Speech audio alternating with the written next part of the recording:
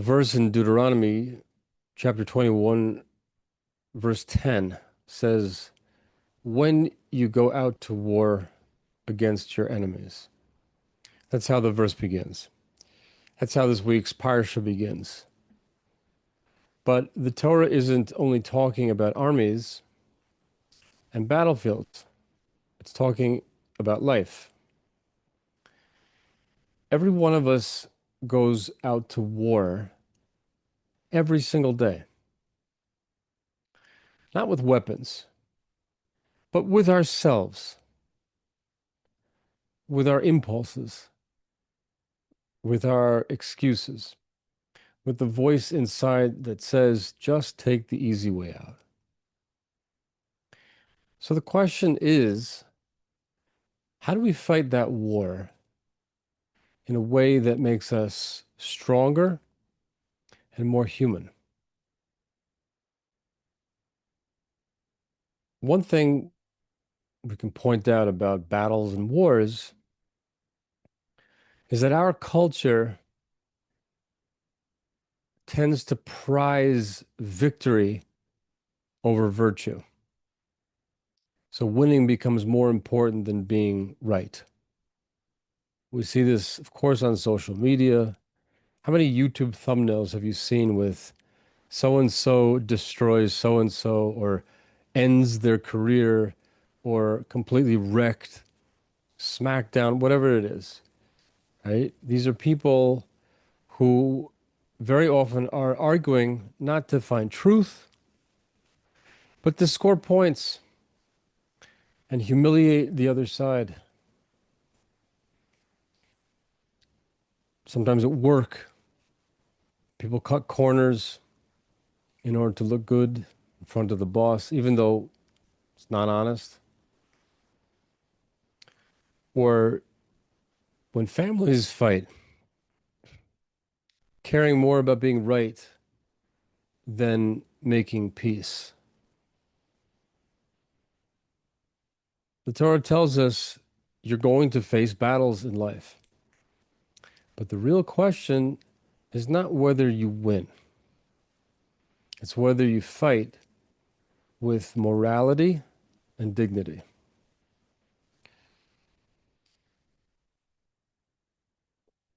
If we look deeply, we will find that at the center of the Torah's teaching about the human condition, there's one core belief that stands out, which is free will.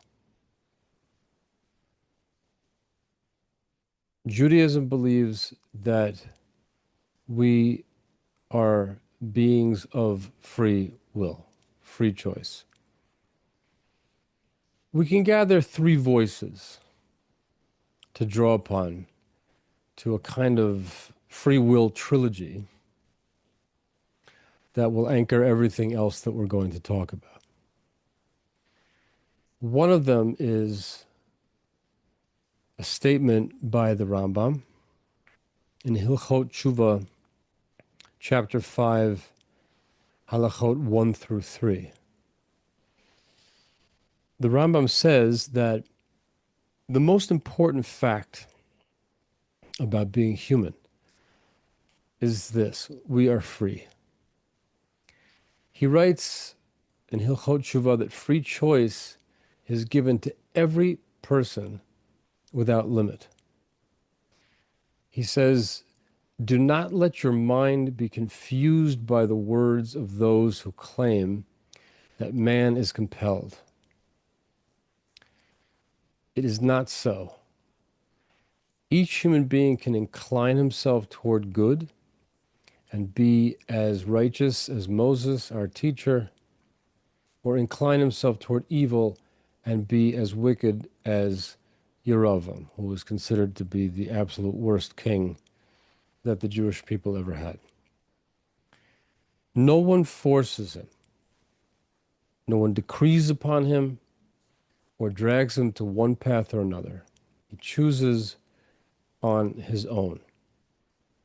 And this, the Rambam stresses, is the very foundation of Torah and the personal responsibility that the Torah imputes to all human beings. I want to point out a few things here. One, that if you understand the totality of this idea, how central this is to the Torah's view of human beings, you'll realize that statements that we've all heard, like the devil made me do it, they're absurd. Now, we have learned about the concept of the Yetzer Hara, the evil inclination. I don't deny that. We're going to get into that a little bit more in a bit. But despite, meaning what is being said here is that no matter what your inclination is, you still remain a freely choosing being in the arena of good versus evil. There are other aspects of our lives where we don't have completely free choice because the circumstances don't make that possible. But in terms of choosing right over wrong, that is an absolute. The Torah regards that as an absolute. Now, I heard this the other day from Rav Meir Twersky, Shlita, who said, notice in this particular halacha of the Rambam that speaks about free will, that he doesn't even mention reward and punishment, which is one of the foundational faith beliefs that we have, that there is reward for the good and there is punishment for the bad. The Rambam doesn't even speak about it over here. Doesn't even speak about it. Because at this point, he's giving you a total fundamental idea that without free will, concept of reward and punishment would be meaningless. Right? You don't give your computer a present every time it carries out a function that you asked it to carry out. Or if you have one of those like robots that shampoos and cleans your floor for you, you may feel gratitude to God because you have one and your floor is cleaner now, but you don't feel gratitude towards the robot because it is simply doing what it's hardwired to do. It doesn't have free will. Angels don't have free will. Animals don't have free will either. Only human beings have free will, which is why reward and punishment is meaningful for us. I never see in those nature films, when you see like a tiger ripping apart a hippopotamus, somebody coming and punishing the tiger for his bad behavior. It was something I always wondered about Curious George books, right? Curious George is a monkey, and somewhere in the book he gets in trouble for doing something. And somebody invariably says to him, "You naughty monkey," which is absurd because he's a monkey. There's no such thing as naughty when it comes to monkeys. But for human beings, that's an important thing. Now, we also have a statement from Rabbi Nachman of Breslov in his Sefer Likutei Moharan in the first section. We have from the first section, chapter 66, and also a statement from the second section, paragraph or chapter 110. Okay, first, he speaks in very vivid battlefield terms with regard to this. Every person stands between two armies, one pulling toward good, the other toward harm. The battle itself proves the significance of your life. The choices that you make are of ultimate importance.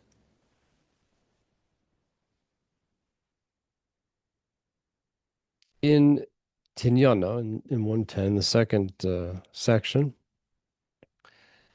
states with what we could call very disarming simplicity. How do we understand, how are we supposed to understand free will? This is one of the great paradoxes, one of the great theological paradoxes. People will ask, if God knows what you are going to do, how do you possibly have free will? So the fact is, there is no good answer to that paradox, and it might belong under a heading that Chazal said, "B'mufla mincha al tidrosh." For things that are too wondrous for you to understand, don't investigate, because that can sometimes be spiritually damaging. Might surprise some people, some free thinkers, that we would go to such lengths to protect ourselves that we wouldn't even bother to ask some of these questions. But that is a statement of Chazal. But it's still a question. As we can always we can have these questions because we are finite beings trying to understand the mind of an infinite being. So there's always going to be things that are troubling to us. So somebody asked Rabbi Nachman how to understand the concept of free will. Rabbi Nachman said free will is always in a person's hands. How does it work? If he wants, he does. If he doesn't want, he doesn't do. Reb Nosson, his closest student, added, I wrote this down because it is very necessary. His closest student, Reb Nosson, was present for many, many, many, many different conversations that the Rebbe had with his students. But this one, he said, I wrote this down because it is very necessary. What do we say? It's almost tongue-in-cheek in its brevity. But this is like a pillar of faith. What Rabbi Nachman is saying is that free will is not some sort of optional philosophy. It's an essential Torah belief. Even if habits that we develop from a young age, that we continue doing them throughout our lives, even if those habits feel like they're unbreakable, the choice is never taken away. Every person can change direction at any time, which is great. But there's a caveat. If you can change direction at any time, you are responsible for doing so. Rabbi Avram Amsel in the 60s and 70s wrote two books. One was called Torah Psychology and Rational, Irrational Man.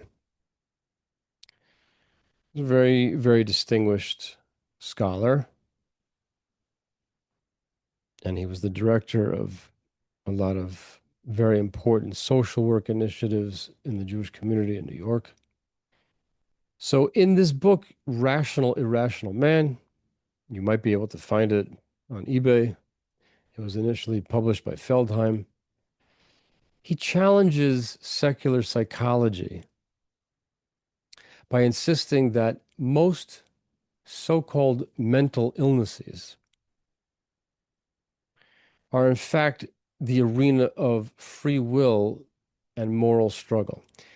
He makes a distinction between organic brain disorders, let's say like when a mental illness is the result of a chemical imbalance or a structural problem in the body or in the brain. That's different. But he distinguishes between that and what he calls acquired mental illness, where these are essentially moral, spiritual struggles. And he reframes mental struggle not as victimhood, but as dignity. It's the battlefield of the soul where free choice is exercised. Sometimes free choice is very much compromised there.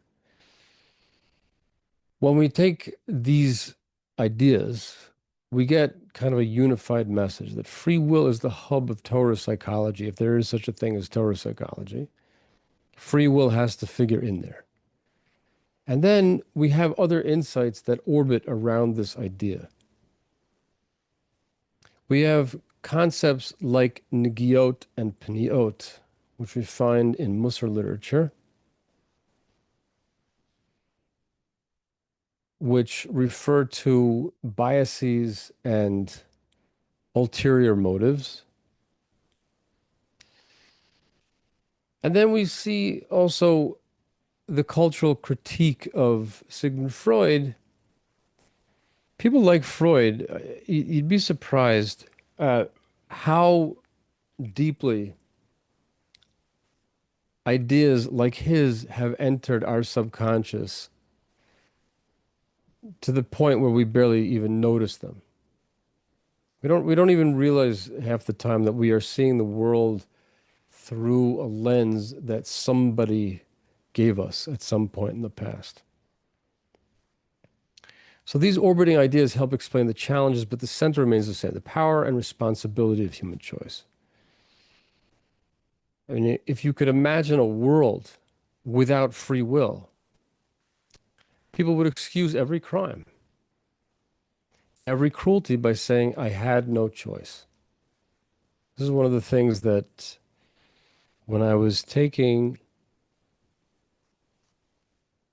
psychopathology in graduate school, it's a very scary course to take. If you develop medical student syndrome, you think you have every single one of the problems, at least for the period of time that you're taking the class.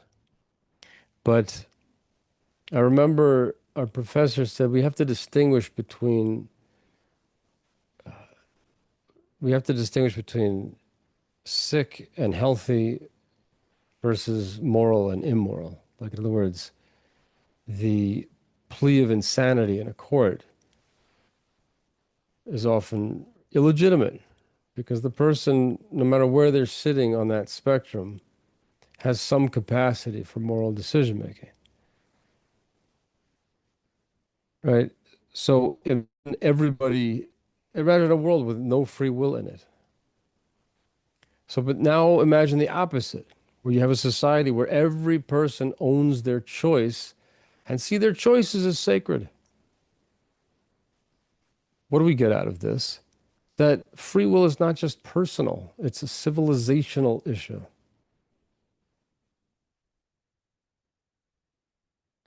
We don't blame people. We restore dignity. The Torah teaches us that we are not a victim of inner forces. We're fighters. Every small victory, whether that means holding back anger, resisting a temptation, speaking kindly to people, all of those things are moral achievements that transform us. Now, back to the idea of biases and ulterior motives. We know that self-interest, or negiot, clouds our judgment. We also understand that pniot, which are the hidden motives that steer us without our awareness, have a very big impact on our decision making. And by the way, these great teachers gave us these concepts long before the field of psychology spoke about the problem of ambivalence. These are the things that make doing the right thing hard. Not because we don't know what's right, but because we're pulled in different directions. Many of these categories, bias, hidden motive, ambivalence, were already spoken of. But today we tend to think that Freud or modern psychology invented them. It's a reminder of what C.S. Lewis referred to as chronological snobbery, which is the assumption that we're wiser than earlier generations because we live at a later time. The fact is that Torah and most of our literature anticipated many of these insights before they were rebranded as psychology. And we see in the Gemara, in Brachot, page 33b, Hakol bidei shemayim chutz miyirat shemayim. Everything is in the hands of heaven except for the fear of heaven. What does this mean for us? It means that God runs the circumstances of our lives. But the one thing that's always left in our hands is whether we choose to fear him, whether we choose to do right or we choose to do wrong. That's what makes us responsible. That's what makes us human. So, what does this mean for B'nai Noach?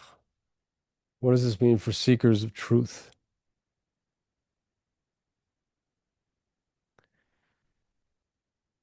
The Torah helps us to step outside the assumptions that we find in society and to reclaim a clearer vision of what human dignity is. Personal level, every day you face battles. And we have to ask ourselves, do I choose comfort or convenience? Do I let my anger out? Do I hold it back? You know that psychoanalysis is not very big on repression, on suppressing urges. And so if you suggest that you should repress or suppress certain aspects of your personality, you're considered to be a backwards human being. And yet, we see in Pirkei Avot, in Chapters of the Fathers, chapter 4, it says, Ezahu Gibor Hakovesh et Yitzro. Who is a mighty person? The one who conquers his urges. You can imagine that if a person is given to outbursts of violent anger and rage, that would be a pretty good idea to suppress that. Not a bad thing. Every small choice is a real victory. Do we indulge or do we show discipline? And then if we look on the societal level, a world without restraint, which is the world that we're living in right now, where the Overton window has been shattered and it's gone, and the way and public discourse at this point is like a runaway train. It might win battles, but it loses its soul. Civilization itself depends on individuals choosing responsibility over impulse. Now, we bring us back to that first verse that we quoted, Ki Teitze lemilchama al oivecha. When you go out to war against your enemy, who's your enemy? On the deeper level, even though the Parsha is talking about conduct in war, in actual war, but as we know about Torah in general, that sometimes what looks like mundane concepts are masking a much deeper reality. The real enemy is the Yetzer Hara, is the evil impulse in people.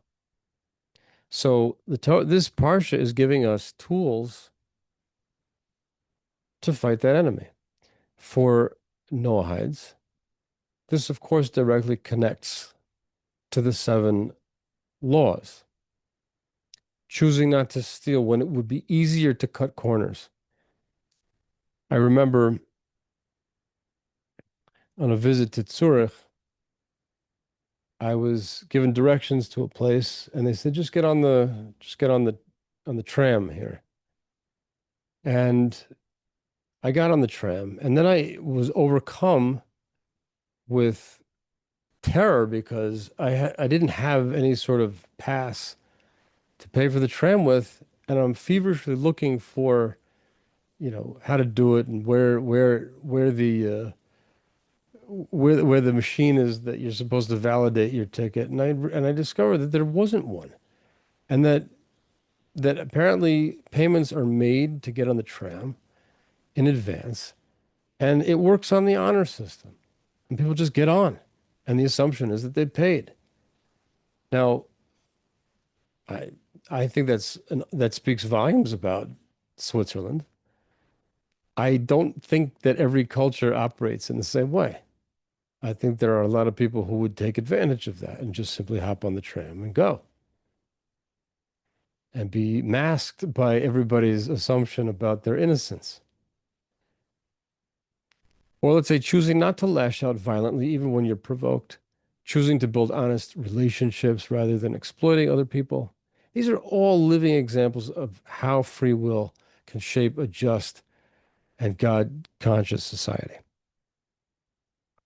The Torah promises us that if you fight this war with your conscience, you're not alone. Why? As it says in Deuteronomy chapter 23, verse 15, the Lord your God walks in the midst of your camp. Even in the messiest parts of life, God is present. And that means that every time you choose the good, you're not just making a moral decision, you're making space for Hashem in the world. Parsha Teitze says when you go out to war. That's not if you go out to war, it's when, because life is always a battlefield. And this shiur, this talk that we're having now, meets us during the month of Elul. It's a time when Jewish people search themselves and reflect on their choices and prepare for the Yomim Noraim, the days of awe, Rosh Hashanah, Yom Kippur.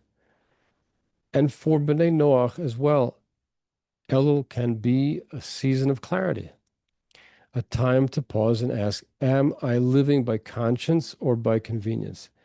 Am I moving toward Hashem? Am I moving away from Hashem?